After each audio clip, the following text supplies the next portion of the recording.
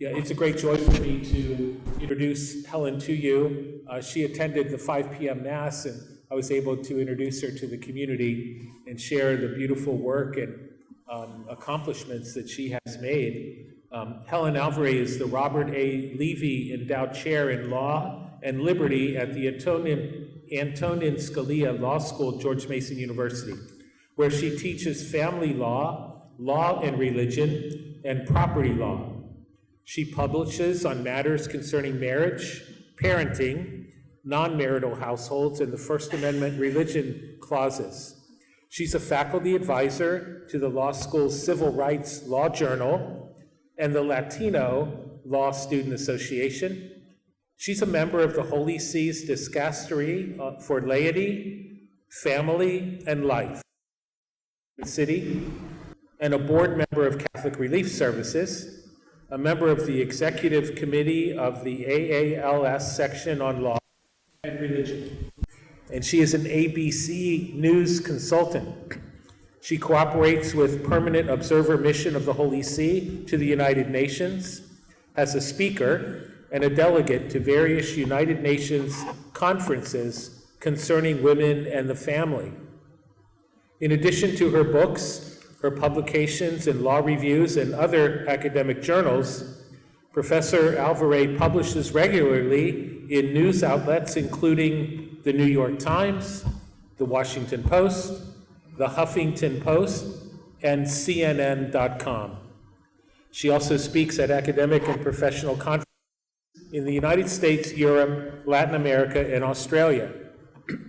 Prior to joining the faculty of the Scalia Law, Professor Alvaré taught at the Columbus School of Law at Catholic University of America.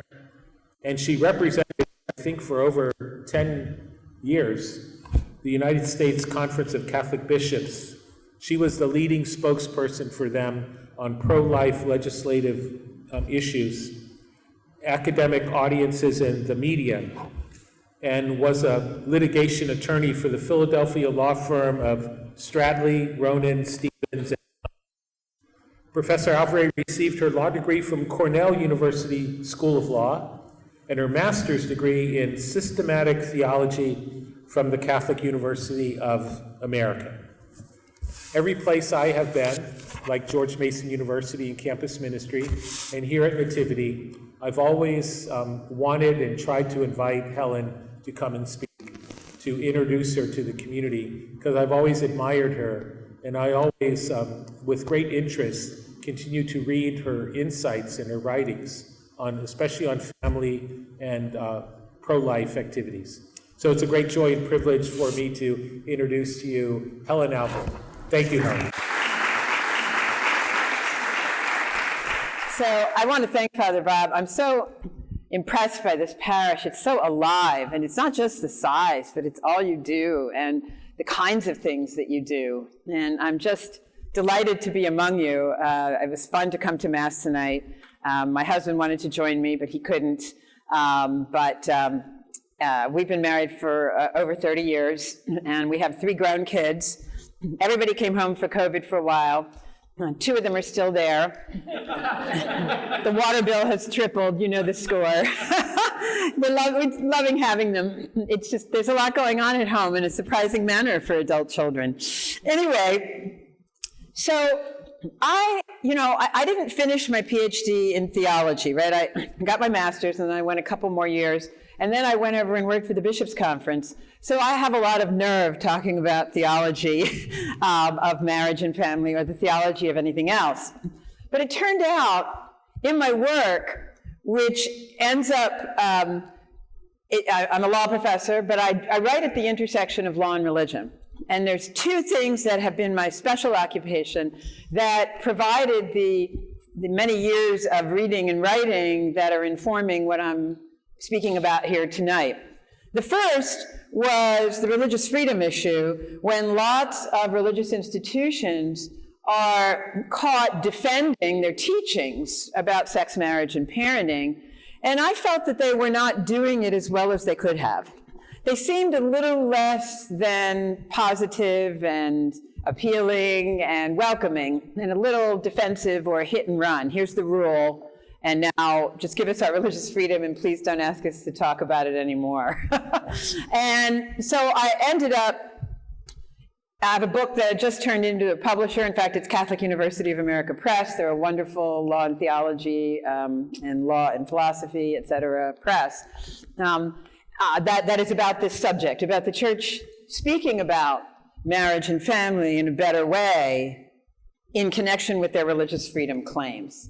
The second way I came into this material is because I teach family law, and I always have to tell my 57 students at Scalia Law School, I'm not here to teach you about divorce. Yes, at some point, family law textbooks get into that. But we're really here to talk about the law and policy of, the primary social institution in the United States, the family. And they're shocked at how much stuff there is to do before you get to the last couple chapters, which does, and you have to deal with divorce, support, custody, et cetera. So I end up writing pieces that speak American family law, and I do sub rosa from a Christian position. Because Catholicism is not afraid of reason, is not afraid of reality. It's, that beautiful phrase, I think it's St. Paul, you can correct me, everything true, everything good, everything beautiful is of Christ, right? So we're not afraid of reason. And I use Christian theology with respect to sex, marriage, and parenting as a perch from which to evaluate whether current law really can promote happiness, freedom, dignity, equality, love, okay? So I end up reading the theology of marriage and family pretty much every day. And my reading is about, for the last 20 years out of my, I've been a lawyer for 38 years, this is scary. I read about half theology and half law, okay, every day. So that's sort of why I have any background to deal with this. What I want to do tonight is to say that I think the usual discussion of marriage and parenting in particular is a little precious, is a little like pretty phrases and that don't touch you. You're used to hearing them in the church, and they often go in one ear and out the other unless they're unpacked for you. And I would like to offer a more comprehensible, more appealing, a better description of marriage and family that is fully informed by and consonant with Catholic teaching, but I think speaks to some of the questions that are being put to it today, and not put nicely, put kind of angrily or in a challenging mode. So there's no question that Catholic theology thinks the family and marriage is very important. If you look at the Vatican II document, Gaudium et Spes, when they get down to brass tacks and, some urgent problems of the current time, the very first thing they talk about is marriage and family. It's fascinating. It's the very first one in Gaudium et Spes. John Paul II, of course, not only wrote that amazing book, Love and Responsibility, in 1960, and not only spent a lot of his priestly and bishop time with romantic couples and family. I'll just segue for a minute. Benedict, in his first encyclical, which is my favorite, Deus Caritas Est, God is love, there's a line in there, and you'll never see it in another encyclical. He said, the church is accused of, quote, blowing the whistle on sex just about when it's becoming divine. He said, everybody thinks we hate sex, romance, love. And he says, I realize that we've had tendencies like that in the church for several thousand years, but let's set that aside because we don't. And I really do think John Paul II and Benedict and Francis in particular have done an amazing job of bringing those things out from the world of embarrassing or untalkable into the world of beauty, into the world of the faith.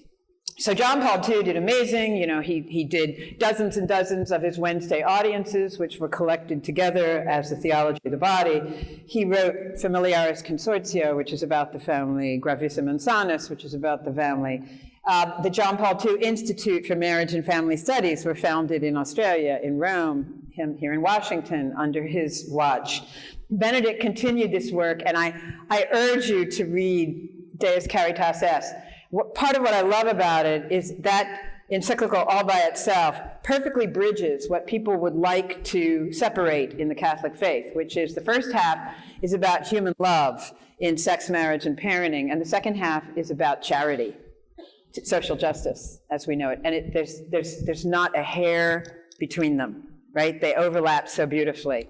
And in Deus Caritas Des, he says, people kvetch about the church's teaching on sex, marriage, and parenting. He goes, what, you really want to go back to early Greece? He said, when they totally abused, the women in the temples. And he said, you ask the women to whom they subjected, divine madness of sexual ecstasy, these various rituals that they had because of how they thought about sex. And he said, I don't think they tell you they feel very free or very loved. He really does this amazing analysis of men and women. And so I urge you to read that document.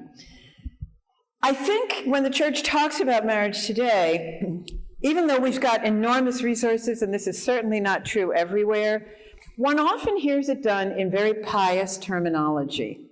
The domestic church, the Holy Family, right? I know when I see the Holy Family, I'm like, I am not even in the universe. Okay, I give up, right? I mean, I'm looking over at my son with aqua hair, with many piercings, going, I do not think St. Joseph was gazing upon the like, nor was Mary, and I'm just not resonating immediately with those phrases, even though they can be unpacked in a way that would touch you. Okay? But they're not as unpacked as often as they need to be. They're beautiful, they are true, but I don't think they touch our contemporary questions without a really masterful exposition, which is not often enough done. So what I want to do tonight is to help you explain to yourself, to your kids, to people in your orbit, to Catholics and non-Catholics alike, what you are doing when you do marriage and family, and what you are doing when you take it seriously, and you urge them to take it seriously, and you tell them it matters, okay? I want them to be able to understand you because it touches experience, okay? And John Paul II was the master, right, of personalism, right? You don't say that my experience is truth, it just is. Whatever I think, whatever I experience is true, but it is the place where truth becomes visible. It is the thing you have to consult.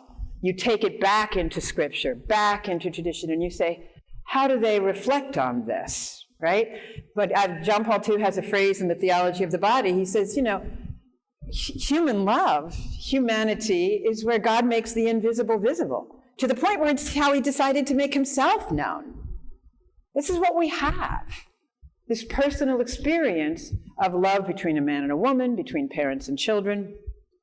I think it's urgent that you're able to do this, not by sort of collecting your resources and living rightly inside your little 0.20 or 0.1 or your entire acre, wherever you live.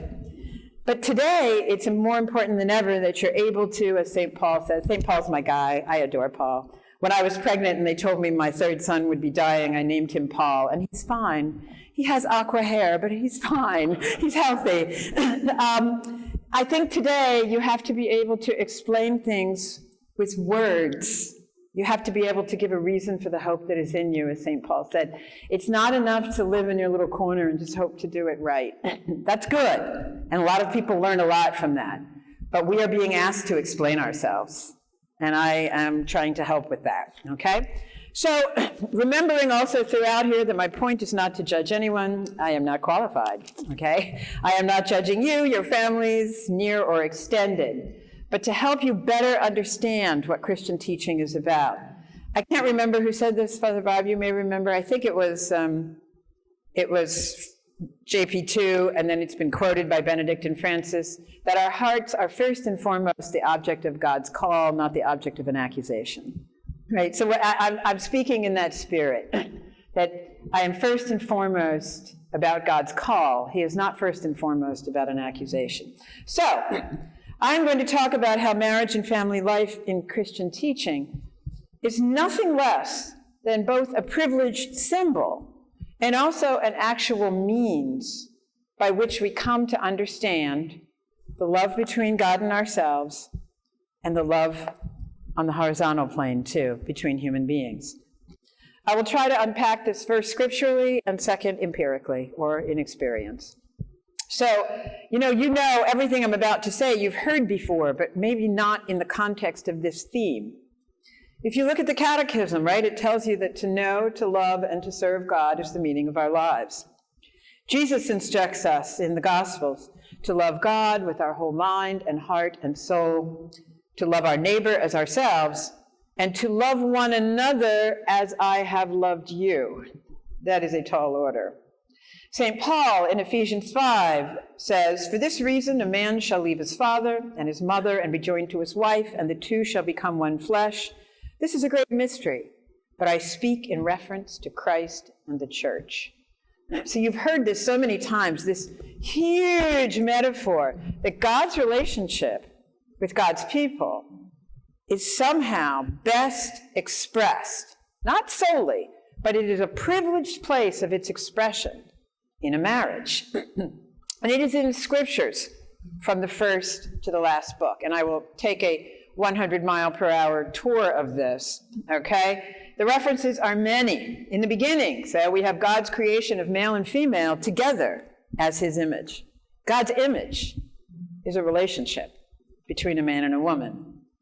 He presents himself as a community of persons from the beginning, whose love is creative of more community, okay? His creating this way indicates that human beings, right from the get-go, are for one another. And you're also from one another, right? You're for and from. He could have done it another way, right? I don't know, anybody here, you went to Catholic U. Did you have Sokolowski for philosophy? Okay, he's this genius philosopher. He's like the greatest Husserlian, apparently, in the United States.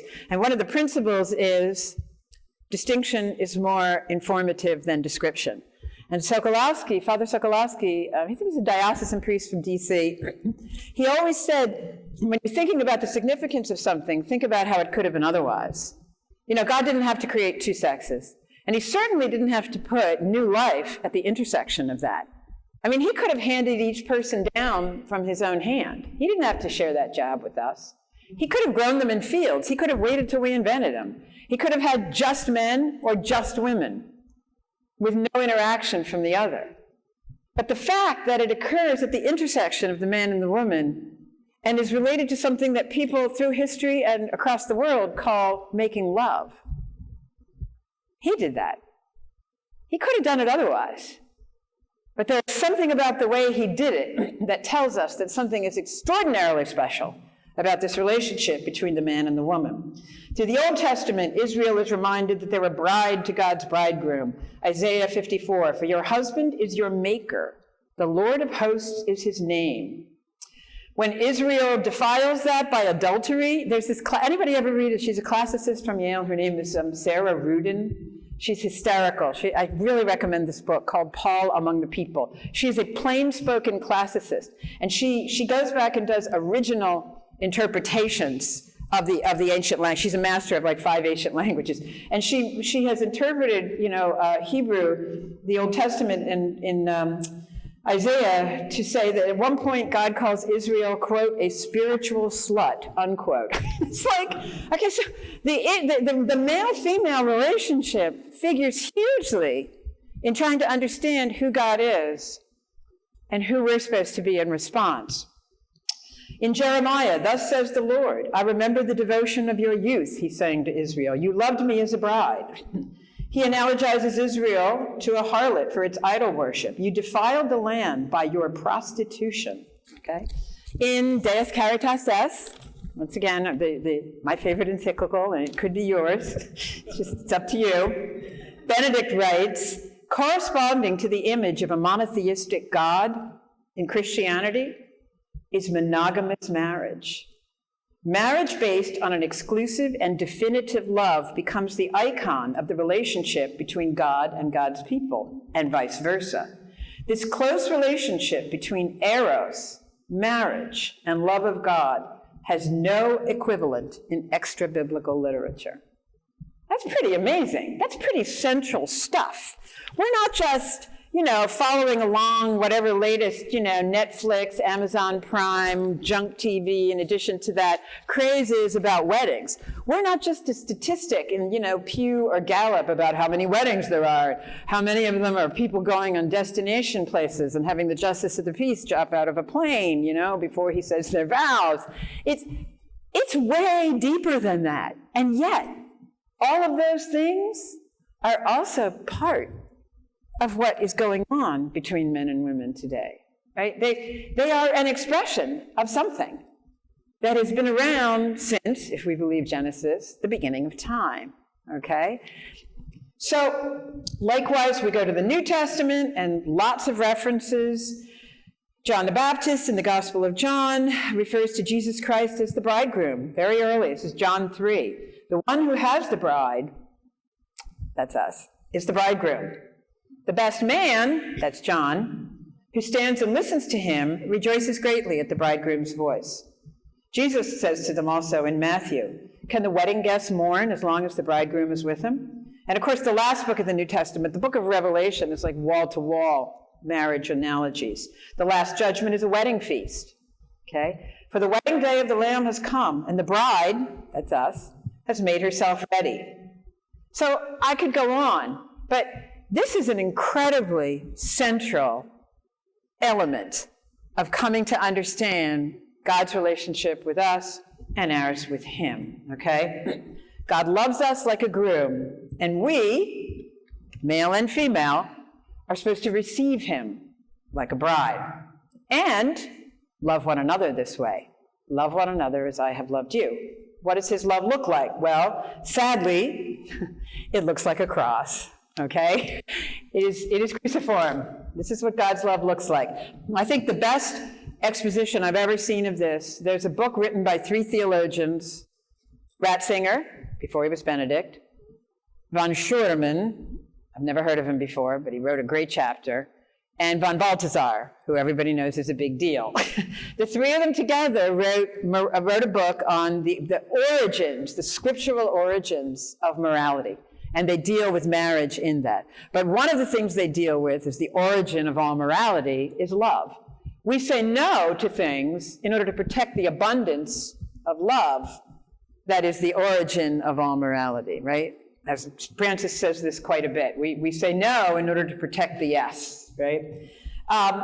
The other book that writes about this is amazing, is he's a Methodist theologian, but I noticed they use him at every Catholic grad school in the country. His name is Richard Hayes, and it's called Morality in the New Testament. And it's the best thing I've ever read, ever, on scriptural basis for particularly morality on sex, marriage, parenting stuff. Mind-blowing. The discussion of Jesus' love, it's not just like a little bit more loving than others. It's insanely qualitatively different from how you and I love, right? It's God comes to earth and abjectly offers himself and dies in a gruesome manner for nothing that was his fault, okay? I had someone ask me, or say to me the other day at work, something, and they were like, you're pretty religious, aren't you? And I was like, what would be the proportionate response to, a God who comes to earth and becomes human and then dies in that ghastly manner for me? I'm like, I don't know, an hour a week, 2 hours? I don't know, maybe I'm thinking more, Like, that is a qualitatively amazing love. And are we to reciprocate that kind of love to God? Yes. Love one another, love me as I have loved you, but show it to others. Again, Benedict says in Deus Caritas Est, God's way of loving becomes the measure of human love. And another great writer, de Lubac, a French guy, amazing, been around since, I guess, before Vatican II, he says, because God loves each of us so dearly, Christian innovation says we are radically equal, and therefore we must love one another. This was a very big Christian innovation, because he loves each of us so dramatically. And if you actually walk around the earth and you look at people that way, it changes you. And you look at people that way, and you realize God's love for them is just pouring out of them. That's very amazing. Another image Jesus continually uses to discuss What human love has to look like is that he loves us as a father, and then we're supposed to love him like a child loves a father. What does that look like? Well, it also looks like a cross, sadly. Enormous abandonment to the other, reliance and trust on our part, and enormous sacrifice on the part of the father. Hugely, as he does, protective of our vulnerability, solicitous for our every move. He says we're worth more than 2 sparrows. I love that line. I was like, are we worth more than 4? How about 5, right? Sacrificial and completely reliable. That's what a father's love looks like. And we are supposed to love one another as he loves us. So this is sounding as idealistic as the domestic church Holy Family thing now. So where am I going with this? Well, what I want to say is that I think we can look at what a decently loving husband-wife, parent-child relationship is and does, even if it's not the be-all and end-all at every moment of the day, even if it's just functioning pretty well, especially by distinction from what's on offer in the world today. Let's talk about romantic love first, right? The beginnings of it all. A person in a romantic love relationship begins to grant for the other some enormous central significance, that I can't live without you. I don't want to live without you. And I don't want anyone else to have you. I want you permanently. I want you in my life. My husband was dating this girl in college. I met him. We were best friends. I didn't start dating him until after college because I was a feminist and dating was for losers. So we were best buddies during college. This is way back. And there was this girl who kept coming to his room with little bags of donuts, and he was sick, and she'd bring him aspirin. And I found myself, her name was Young, and I found myself going, Young, where are you going? Brian doesn't need that stuff. He's sleeping, okay? And I thought, wow, where did that come from? And I thought, well, I don't want to get married, but I also want to make sure Brian's in my life when I'm much older. How are we going to pull that off, right? And throughout my marriage, because I was so hesitant to do this, I've had a dream that's recurring. I've had it at least 5 times where I wake up about my age and I realize that I haven't married him. And I have this, it's usually after I've done something that's not exactly lovely and I feel guilty. And I meet him and I say, why does it feel like I'm just seeing you? And he says, well, I haven't seen you since college. And my entire insides, like, physiologically, psychiatrically drop out in this dream. I feel that my life has been a waste. I feel that I missed the thing. Anybody who's ever read Henry James's The Beast in the Jungle? A couple who are looking for what is the thing, and by the end of it, they realize they've missed it. It was each other. It's a great little short story, The Beast in the Jungle.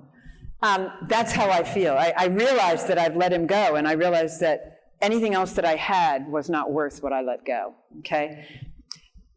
I think the man who puts it most beautifully is a Russian philosopher, Vladimir Solovyov. I think some people think that he was used as Alyosha, the character in The Brothers Karamazov, the marvelous holy brother. He's an amazing read. His book, I recommend to you, The Meaning of Love. He's trying to figure out what romantic love is about. And in it, he says, romantic love requires the man and the woman to acknowledge for another the same absolute central significance, which because of the power of our ego, we are usually conscious of only in ourselves. Love is important, not as one of our feelings, but as the transfer of all our interest in life from ourself to another, as the shifting of the center of our personal lives. Okay? What a statement. And then he says, this leads people to think about the divine. If it turns out I'm not the center of everything, if someone other could be the center of the universe, if I am seeing something beautiful that I have to have and I have to have forever, this leads to thoughts of the divine. This is Dante's Beatrice, right? He goes on for Solovyov. Therefore, the shining eyes of an unspoiled boy or girl in love is no mere earthly light.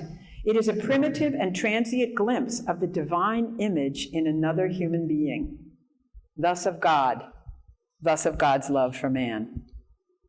I mean, it may be the first time you actually thought to yourself, someone else is every bit as important as me. And that is a spiritually significant thing, to shift your ego in that direction. Then we move to marriage, okay? The things that marriage can do, practically speaking, again, in a decently functioning situation, not, we're all, not up to the Holy Family yet this week. Understanding every day, every minute, that I am not all there is. That somehow I don't feel complete without this relationship. We learn that, in fact, the structure of life is relational, that we're built to seek it. There's a reason why solitary confinement is the penultimate punishment before death, right? Because human beings need relationship. We understand that we become ourselves. We understand who we are in relationship. Again, we understand by distinction, not description. It takes dialogue to understand my I. We think of ourselves in a certain way, and then we see ourselves in an interaction, and, every once in a while, I've known my husband now since I was 17. I met him and now I'm 60, I'll be 61 very shortly. That's a lot of years together, right? It's 44, sorry. I'm in law, not math. 44 years of knowing him, and he'll make observations about me sometimes, and I'll be like, my God, that is so true, but I haven't spotted that. And sometimes they're good, and sometimes they're like, Helen, this is kind of a problem. And I'll think of myself in a certain way, and then he will reveal myself to me in dialogue, right? Because distinction is more revelatory than mere description, okay? We also come to understand in marriage, and Deacon Peter, your homily was so perfect on this, that we are first and foremost a receiver. There's all of this clinical empirical literature, about good marriages and bad marriages. There's these guys at University of Nebraska that specialize in this. They study couples under pressure, and they kind of tell you where your weak spots are. They find something that you disagree about, and they're like, go, and then they observe you. And one of the things that they observe in relationships is that people would have this bid response between married couples, a bid for attention. And does the other one respond? Do they receive the person and stop and give them the attention they want? And couples who don't, they said, had some troubles, right? If something is, my husband loves things that are totally not my bag, right? He loves the comedy of Norm Macdonald, may he rest in peace. I did close my last book with a Norm Macdonald story. I opened it with a dedication to my husband and closed it with Norm Macdonald just to please him. He likes the whole alien UFO thing. He likes squash. There's all of these things, which are fine. They're not my main thing. But if he makes a bid, if he's really excited about something, and I don't enter into his excitement or give a response, and if that goes on a lot, if I am not a receiver, a true receiver of him, and I'll be reading something theologically, and I'd be like, you have to hear this, and you have to hear this. And he'll be like, she's doing 6 Norwegian theologians in their own language, and I'm going to have to listen to it again, because I get very excited by it. And he'll go, okay, honey, just give me the context before you just start spouting this guy's conclusion. Tell me in normal words what it is and why it's exciting, right? Bid response, receiving the other. And you understand that you are a receiver of a gift. And you're a gift giver, too. In fact, there was a theologian who taught for a while at Catholic U, Brian Johnston, who says that you can actually think of the entire human person as a gifted giver. You could say human beings, Aristotle calls us, right, dependent rational animals. We could say gifted giver, right, is what we are. You also come to understand in a marriage that what you need is an other, not more of me. Okay? An other I didn't make. An other who is different from me, but equal. An other to whom I'm willing to bridge, for whom I'm willing to compromise, sacrifice. In other words, you could say, I am willing to understand the meaning of the good of diversity alongside equality. Marriage is the original place where you come to understand that equality and diversity are together. It was God's original plan, and it happened first in marriage. And then, if this other person is different but equal, you can eventually extend that to other cases of similarities plus differences together in equality, whether it's race, nation, personality, age, whatever. Okay? You come to understand that very much so in a marriage. In my book, I yanked a quote from an interview with Barack Obama that happened in 2006 when he was first emerging. And they asked him about his wife, Michelle, and he said, sometimes I'll look over at her in bed and I think, oh my God, who is this? And he's like, she's so different than me, and I'm freaked out that we're married forever. I love her, I depend on her different perspective, and I also think, am I going to be able to bridge it? Am I going to fall off the edge trying? I love the fact he says that we're alike, but I also love the fact that we're different, but sometimes the differences frighten me. And I'm sure every once in a while in marriages, and just my own personal theory, having been married now for a while, you're more of who you are as you go on, and the differences become a little bit more noticeable. That's my experience. I see the things that we've done in common more, but I also see that our personalities are becoming more exactly what they are as we go on. And the bridging has to continue in a more deliberate way. You also learn in marriage that differences are for union, not for ranking. They're for union. And that where there's a union of differences, it can produce more than 1 + 1 = 2. It equals at least 3. It may be more. Okay? So you learn all this stuff just in marriage. What about with children? Well, the first thing you learn is to make more room at the center of the universe, right? First it's you, just me, then it's you and your spouse, and then you have your baby and somebody reaches out and goes, aren't they cute? And out of the center of you comes this voice going, don't touch them. And you're like, wow, I wonder where that came from. That's so weird. How did I get so primal? I've only known this baby like 2 days. This is what children do to you. Eventually, you're looking around at 18 and 30 and 40-year-olds, and you know that they're somebody's children. I had this tall, grizzly guy in my class, big guy. And I had just been on the phone with my son, who was a similar age, and this guy walked up to me, and he didn't feel well, and he wanted to tell me he wasn't prepared. And I said, what is it, honey? And then I went, oh, gosh, I'm so sorry. Why? Because he could have been one of my children. Why? Because they could all be my children. Once you've raised children, everybody is somebody's child. Everybody is God's child. Anybody who's ever read that Flannery O'Connor book called A Good Man is Hard to Find, at the end of it, this nasty, nasty, nasty grandma is about to be shot in the face by the misfit. And when he raises the gun, Flannery O'Connor, hard grace, man, hard to read, hard to think about.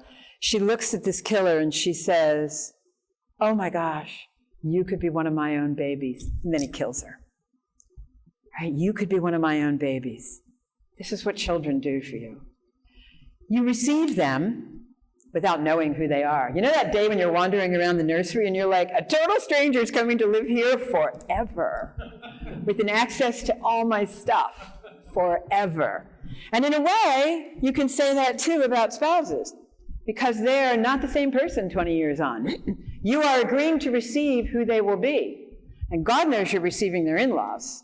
Right? You are agreeing to receive what you do not know.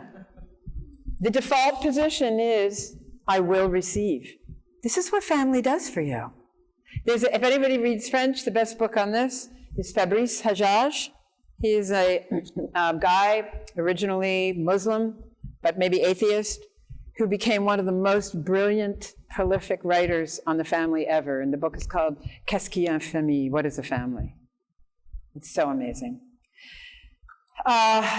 You love people for who they are, not what they do. You love their real selves, the ones they show at home, not out in front of the public.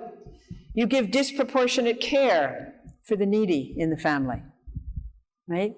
You learn to accept, again, equality across diversity, in union to make something more.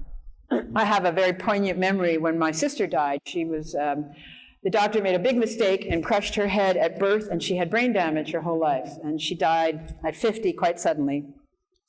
And my dad, who had been her knight in shining armor, and all the rest of us, and my mom, were sitting around the kitchen table planning her funeral. And I remember I was on the phone making sure that the bishop would write a nice letter because he knew her. My sister was on the phone getting together the beautiful flowers and the photos for the funeral. My other sister was on the phone for all the relatives. My brother was doing something else. But anyway, we're all sitting on our cell phone around the kitchen table, and my father just burst into tears and just said, like, look at my family. Look at what you're doing. Everybody had a different ability. to make this a beautiful goodbye. And, diversity alongside equality for something bigger than you could make without that. We are used in families and as children to serving and being served, right? We also balance interdependence and independence in a family, right? Just like God allows us to be independent, but also completely dependent on him at all times, right? We bring together things in a family that you don't see out in the world. Fabrice Hajjaj has a writing about this, but I saw it come to life around my own dinner table. Hajjaj says, where do you see a 90-year-old lady talking to a 16-year-old boy who's playing some rock and roll on his phone, a little girl, a lawyer, and a girlfriend from another country together having dinner? You see that in a family. That's where you see these things come together. I had this really wild night at my house that Hajjaj's thing came to life. I had been to Slovakia to do a speaking tour, and while I was there, I met the candidate for the presidential candidate on the Christian Democratic ticket. Okay, they have the Christian Democrat Party over there, and this was the guy who was running for president. And I had him, and my son had been very active in Dorothy Day's Catholic worker movement and had been receiving Haitian immigrants, one of whom, Solomon, was seeking asylum, but he was really pretty much on the run from the law now. He was not in any way legal, working at a terrible restaurant, and so grateful for my son that he would constantly sneak over to our house and bring things like green donuts on St. Patrick's Day. And then my youngest son, with the medal and the hair and the artistic thing. And one night I invited the guy over because he was in town and he wanted to have dinner, the Slovakian presidential candidate. And I show up at my house and who's there? Surprise, my son is home from art school. My other son is the one who was working at the Dorothy Day Catholic Worker House. And then Solomon comes to the front door because it's St. Patrick's Day with a green donut. And my husband was not home. And I'm like, how am I going to make conversation at this table? Everybody was like, of course, come on in, sit down. The Slovakian guy ended up being the most, I could see why he got where he got. He ends up asking Solomon about his home country and what he hoped in the United States. And Solomon starts talking about the restaurant he wants to open and the peanut soup he wants to learn to make for the Americans and how he thinks he could really make a living that way with his mother's recipes. And I thought, where would you see this outside of a family this often, right? So the bringing together of diversity alongside equality, of different ages and capabilities and interests happens there. And all of this does benefit society, right? This stuff of daily life. People learn love across differences and they can bring it into society. They learn altruism. They learn compromise. They learn that you need to return to peace. You can't live in a constant state of chaos in a family. They learn to trust another. They learn to have self-esteem. They see male and female role models for likeness and difference, for self-knowledge by distinction, okay? Interestingly, early Christians were onto this right from the very beginning. And if you ever want to read the best book on that, I would recommend Kyle Harper's book, To Sin, which was how Christians took the inequality and abuse of the Roman system, where there were different rules for men and women, different rules for masters and slaves, different rules for highborn girls and lowborn girls, etc., and said, no, the cosmos includes all of us equally. This is part of the reason why sociologists think women flocked to Christianity even more than men in the beginning, was because they loved the way the family was done. They didn't have to do abortion. They didn't have to kill their girl children or their sick children. Their husbands couldn't take many wives or divorce them with, I divorce you, I divorce you, I divorce you, we're done. The husbands were as much to blame for adultery as were women. They were like, sign me up. This is a good system, okay? Today, these principles, and I just have about 2 more minutes and then I'm done, are considered really retrograde, okay? Our Catholic teachings on marriage and family are just considered some historical relic, not promoting of equality, dignity, freedom, love. Children are really hard in an economy that makes no room for them, right? The feminist movement could have gone 2 ways. The first statement in 1966 of Betty Friedan's National Organization of Women did not have abortion in it. Later, Larry Lader, Bernard Nathanson, the men who invented the National Abortion Rights Action League, convinced her that that was the feminist way to go. They attach abortion to feminism because feminism was a rising star and abortion was kind of languishing as an issue. And sure enough, feminism goes in a direction that indicates that children are a private burden that women have to face alone, right? It could have been different, right? It could have been that families, children, were like a social good, a social norm, something that the powers that be, corporations, the academy, et cetera, would adapt and accommodate to and endorse and support, as distinguished from seeing them as problematic for women. Okay? I just filed a brief in the Supreme Court's Dobbs opinion. I wrote it with 2 other law professors, and we got 240 women, JD, MD, PhDs, and six feminist pro-life organizations to sign on to say, come on, welcome women and children together. Don't exclude either of them. Welcome them together, support them together was really the brief. And don't tell us that we can't be equal if we're mothers. I hate that. It's really annoying. In any event, I'll stop here. Empirically, theologically, Catholic teaching on this is important. It's very central to our understanding of the love that we're supposed to give and receive, not just vertically, but also horizontally. And by spelling out what actually happens experientially in a family, you can see why this would be so. One of the things that I read in pursuit of my writing recently was all of these peace activists, Elise Boulding, the great Quaker peace activist, the man who invented Head Start, right, to help children get a leg up early on in school, Uri Bronfenbrenner, said, you know, the family is the best thing you can offer to children in society, right? It doesn't have to be brilliant, it doesn't have to be wealthy, it just has to do some of this, which families sort of naturally do, okay? It's a great gift that we bring to society. And so I think when the church gets challenged on this, I hate to see them be defensive about it. I want them to say, we are promoting a great individual and social good, in particular for the vulnerable, but also for the common good. So I'll stop there, and if you'd like, I'm happy to take questions. It's up to you.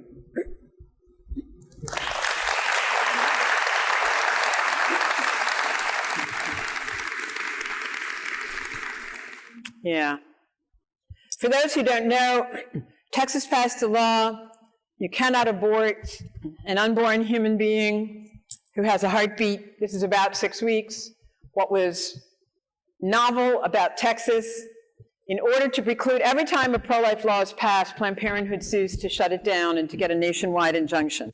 So to have one court, excuse me, not nationwide, statewide injunction, to have one court in the state say this law may not be applied. What was different about the Texas law is instead of making the government the enforcer, they said individual people could decide to sue an abortionist who was performing abortions past this time. What it did is it allowed the law to evade review because there isn't actually a joined controversy. No one had actually sued to stop a particular abortionist. It is an interesting thing.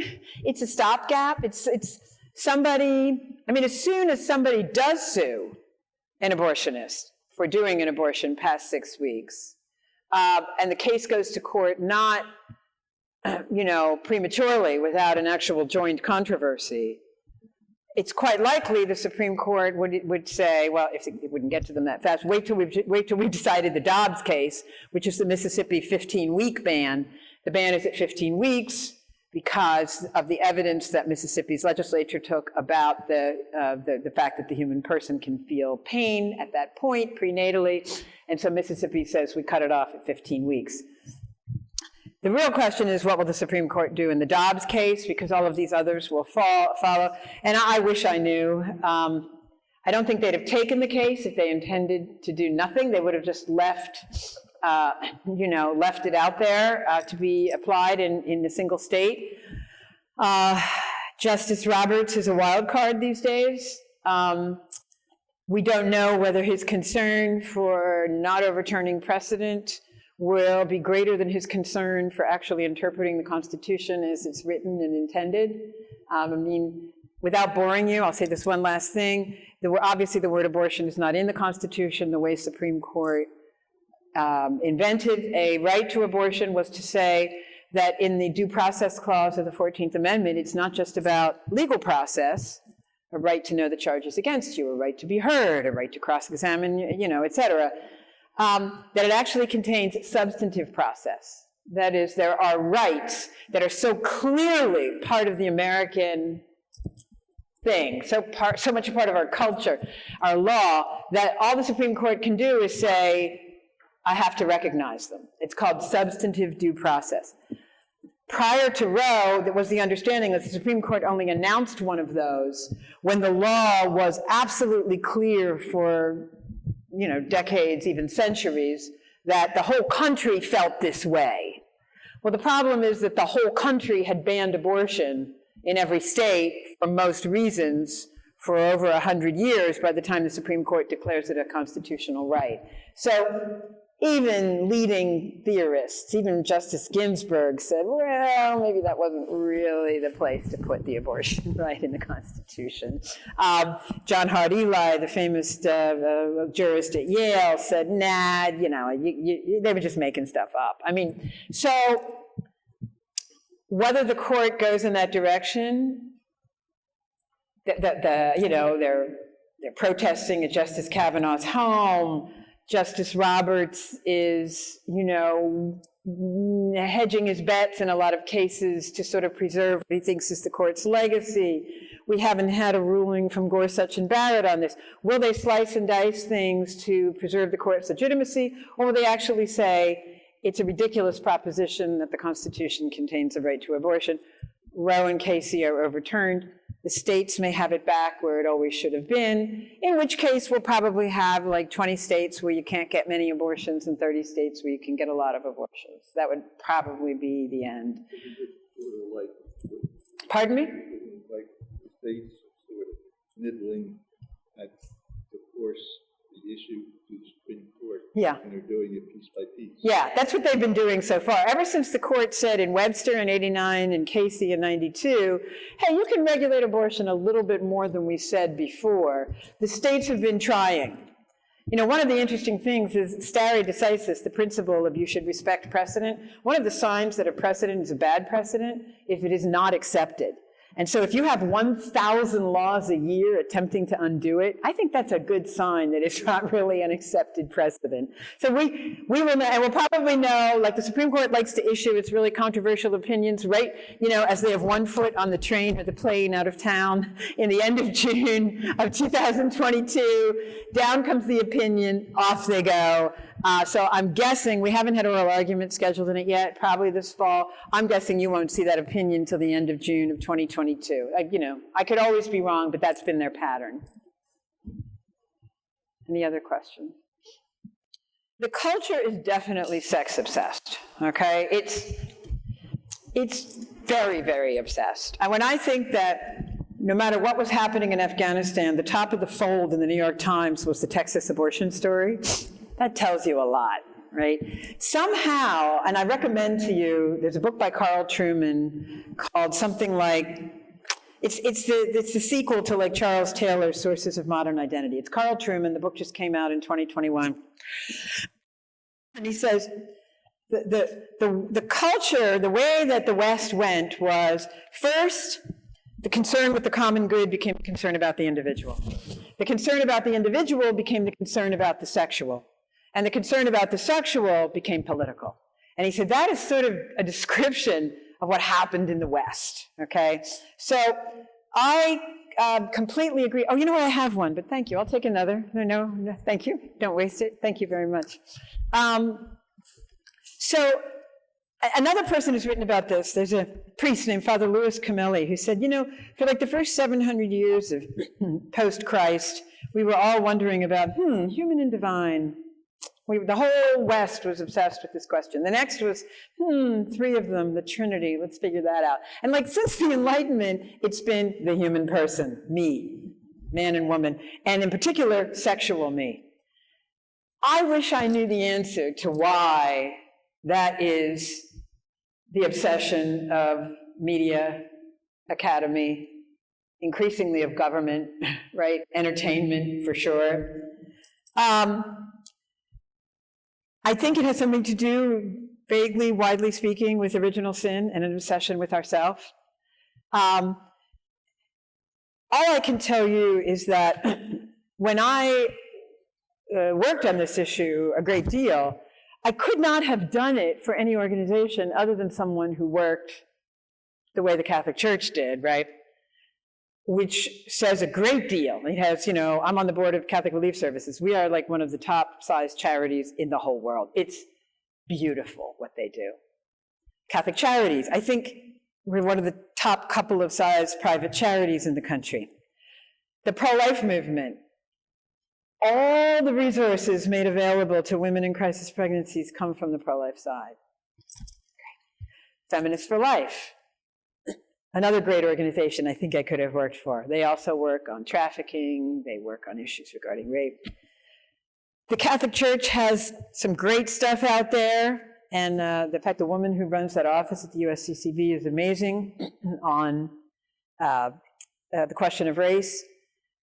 But it's just the culture will not let go. And I can say it's been a factor now for a long time. I mean, when you try and say, oh, it was the 60s, no, then go back to the 20s. Oh, and then go back to what was called the Victorian period. Oh, and then go back to the middle of the 19th century. I think it's very important to say this and to get people understanding that there's more to life and justice than just discussing these issues all the time. But I also think it's really important to get people to understand that they're not unrelated. Peter Brown, one of the great historians of early Christianity, points out that it's fascinating that the same people who were the most insistent about responding to Jesus Christ and his message about marriage, etc., were also the same people who were the most insistent on the necessity of extreme sacrificial giving for the poor. I don't know if you're familiar with the Basiliad, the 4th century. St. Basil sets up this city. It's like a city within a city. Clergy, lay people, and anybody in need lived there together. It was like the inbreaking of the kingdom, right? It was what it was supposed to look like, right?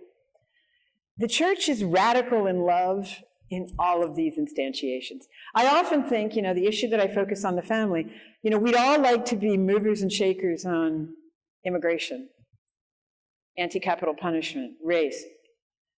For most of us, the person strewn on our path, probably on the way to the bathroom in the morning or the way to the car in the afternoon, is probably going to be the family. The person that you start doing justice to, and then if you're lucky, you also have an opportunity to do, and you don't have to be a jack of all trades and master of none, but we have to support people who are doing this full time, whether it's work at the border or work at a prison, etc. But I don't want to overlook that to talk about justice, but not to do it to the people who are in your face, handed to you, right? It matters to their happiness whether sex is committed or casual. It matters whether you stick around or you go. It matters whether the children have your constant care or they don't. It matters whether you take care of the elderly or don't. I want to say that the family is the microcosm of doing that, and it must also be done in the larger society. But without it in the family, I do fear that people are going to suffer in the larger society in ways that are going to be tough for us to fix. In the United States, just as a fact, as a figure for you, if you look at the percentage of folks, young men in jail with criminal charges, the percentage who did not have their father regularly around is over 50%, okay? If you look at people who are poor, the single greatest dividing line in the United States between rich and poor is not race. It's not even education. It's family structure. If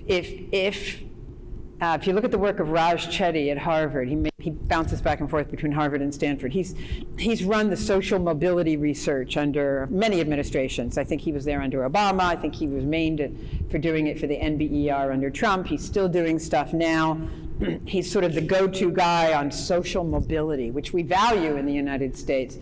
And he keeps churning out these studies saying, oh, we really need to have a stable setup for kids, stable, for a long time, or we don't know if we're going to be able to crack this gap between the well-off and the poor that all too often also ends up being a gap between the races.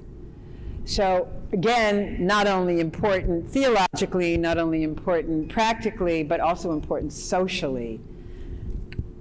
But it's a very sensitive issue. To say, I want to make sure that your family life is all that it could be seems like a judgment on other people. People hate that. And we're not getting too far with it. And the government doesn't want to touch it. They're a little scared of it. So I'm not sure it's really matters whether it's harder than when, people got married and, there was this huge gap between the nobility and the poor, or in the nobility, people got married and it was all about family arrangements and not about their personal happiness. What I can say right now is I think it's more important to focus on what are the problems we have now and how can we approach them than to rank where they are. But I would say that the problems we have now are quite stiff. That, somehow marriage is still, in the United States, dissed in some cases as a patriarchal institution, when it really has made a lot of progress, right? I'm sure there are problems. So, you can never characterize everything, but there's a lot more equality inside marriage than mutual regard and good treatment of one another than I think there had been in prior years. The idea of marriage being its permanence is in question. Interestingly, fidelity. People hate adultery. Like they like everything else a little bit, like all the problems that we've described, pornography, divorce, but people hate infidelity. Now that one, and I think part of it is because of women's rising status. They're just not putting up with it anymore. Sadly, now women are a bit more unfaithful than they were before. Okay, men always were much more unfaithful in marriage than women. Now women's unfaithful numbers are rising. Still not reaching men's, but rising. The idea that it's good to have a male-female relationship, that this is a good. Louis Camelli, who writes a book, and he writes it from a very pastoral perspective on same-sex marriage. He is not only not judging, he is checking himself every 2 seconds to make sure he's not offending anybody. And I think it's called The Catholic Teaching on Homosexuality or Same-Sex Marriage, and it's by Ave Maria Press, and his name is Father Louis Camelli. And he says, listen, we're in the middle of a struggle over the question of the value of two sexes. We see that in the trans question. We see it in the same-sex marriage question. We see it in the sort of gender fluidity question. We see it in the sexual orientation question. And he said, we don't know where this is going to end up. Human nature is pretty strong. I know people who have written about this who think that the question, the move from 400 girls a year announcing they're trans to 2,290 a year announcing, or to the vast number of autistic boys who are seeking help for gender dysphoria. This kind of blip that we're seeing now, this is, it will go away. It won't always be like this. But we're in the thick of it right now, and we're trying to make sense of God's creating two sexes for union that is procreative and what that means. We're as much in the struggle as they were in the middle of the 700 years trying to figure out the Trinity. And we're struggling. I am so careful with this question, whether because people are angry, that's the most reason I'm careful. Also because I don't think the church has explained herself very well, or in much length. So in the book that I'm about to put out, it's called Religious Freedom After the Sexual Revolution, and it's coming out in the spring. I devote a chapter to how we speak about all of these challenges to religious institutions, specifically on the sex, marriage, and parenting issues. I use Father Comelli. There's another 3 authors who have written scripturally on this, Richard Hayes. You simply, we almost wish we could get around the church's teaching on this because it's so controversial and we're so hated for our stance on marriage now. We wish we could. But if you actually have spent 3 years reading everything I think I could find in that time, and the answer is you can't find something that says marriage is not important. The central metaphor, the central image is the man and the woman. And I don't even want to summarize what I wrote in that chapter because I was so careful and so particular, but I gave all the background and then a paragraph. I wish, I probably have it on my phone somewhere because the book was sent in on an email, but I think there are better ways to explain it than we do, more thorough. I think I've made a good shot at it in this book, and all I can tell you is I'll make sure I send a copy to Father Bob and you can Xerox it. Because if you read Richard Hayes in particular, he'll say, you look at Romans in particular, St. Paul in Romans, St. Paul in Thessalonians, Christians understood that they had to respect God's creative design. They also understood that there was some central thing God was trying to communicate. All those scripture, when he talked about the man and the woman from the beginning as imago Dei and the bride-bridegroom relationship, and that all I described in marriage about understanding the other, understanding oneself as a giver and receiver to one who is different than you, understanding diversity in unity that procreates. You're all thinking to yourself, well, this is a lot of nice general ideas, but does it add up to what the church's teaching is on same-sex marriage? It does. We don't want to be mean. We don't want to be mean to individuals, but we cannot replace this central God-created way of understanding and love with something else.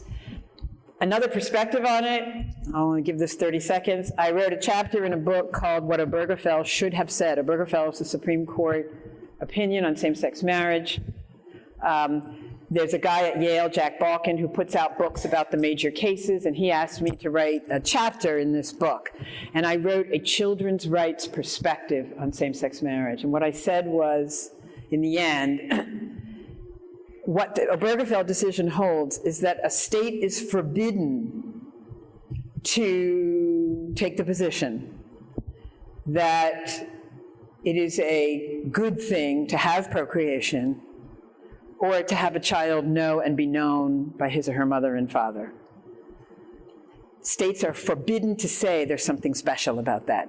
They could have said, this is marriage, and there's other kinds of rights we could give people who take care of one another, whether it's 2 men or 2 women, whether it's an aunt and a nephew, a grandmother and a grandchild. Anybody who takes care of another person will give you a benefit. You can call it whatever you want. You can call it civil unions, you can call it domestic partnerships, you can call it reciprocal beneficiaries. These are some of the words that were proposed. But we need, for the benefit of children, to say, there is something special about procreativity, and there's something special about the state protecting this relationship so that children know and are known by the parents who raise them.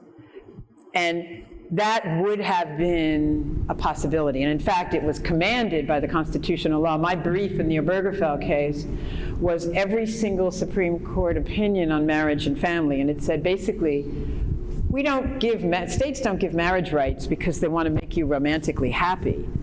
The only reason marriage was invented was in order to put a protective circle around the relationship where vulnerable people come in. I hate to tell you, but they don't really give a darn about, like they want you to stay together, but for the kids. And then also for the fact that they don't want people floating onto the state's dime after they don't have a joint household, because it's way more expensive to live alone than it is to live as a couple. So I wrote that children's rights perspective saying every one of your cases says you can specially protect marriage. Doesn't mean you couldn't give some benefits to couples who take care of one another. You just don't call it marriage. You say there's something special about this and we're going to protect children in this realm. if that answers. So I will send you the book. I got some free copies. If I don't, remind me in the spring. I should try to remember. And I do try and take this on in a very careful way. Okay. Thank you.